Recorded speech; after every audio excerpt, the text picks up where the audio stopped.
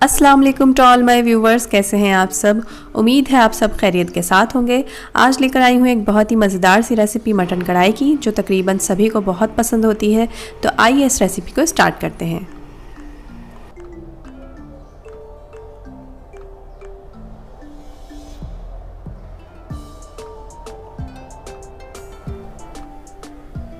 सबसे पहले हमें चाहिए आधा कप तेल।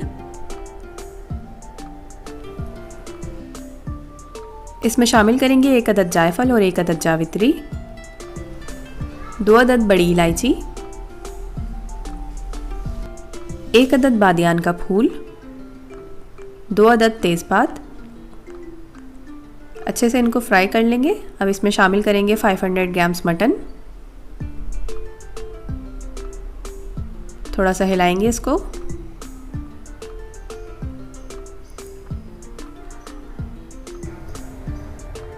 अब इसमें शामिल करेंगे 2 टेबलस्पून लहसुन और अदरक का पेस्ट। अच्छे से इसको भूनेंगे तकरीबन 10 मिनट के लिए।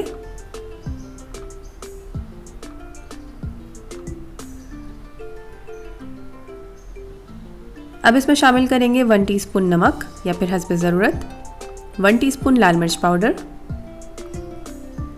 हाफ टीस्पून हल्दी पाउडर, 1 टीस्पून ज़ीरा पाउडर, 1 टीस्पून गरम मसाला पाउडर और हाफ टीस्पून काली मिर्च का पाउडर। अब तमाम मसालों को अच्छी तरह से मिक्स कर लेंगे।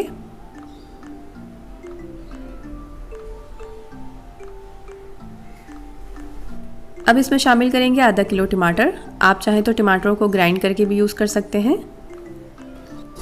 और 3 से 4 हम इसमें हरी मिर्चें ऐड कर देंगे। अब इसे कवर कर देंगे तकरीबन 35 मिनट्स के लिए। 35 मिनट्स हो चुके हैं। ये देखें टमाटर अच्छे से सॉफ्ट हो चुके हैं। इस स्टेज पर आप चाहें तो इसकी स्किन भी रिमूव कर सकते हैं टमाटरों की। अब हम इसे अच्छी तरह से मिक्स कर लेंगे।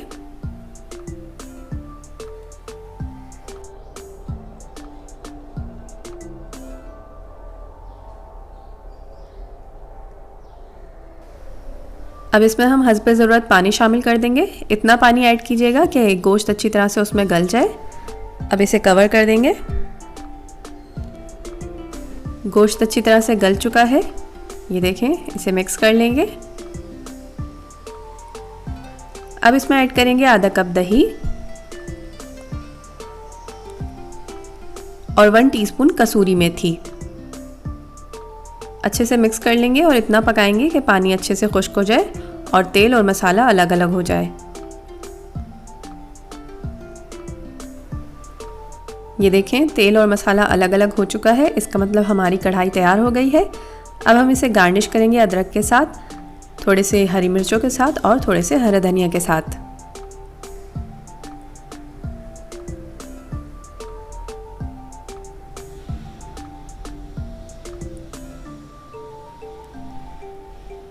अब हम इसे एक प्लेट में निकाल लेंगे।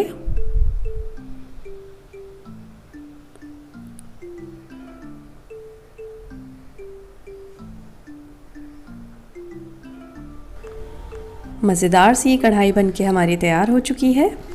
आप इस कढ़ाई को तकरीबन 5 से 6 लोगों को सर्व कर सकते हैं। ये देखें कितना टेंडर गोश्त बनके तैयार हुआ है। बहुत ही डिलीशियस कढ़ाई बनी है।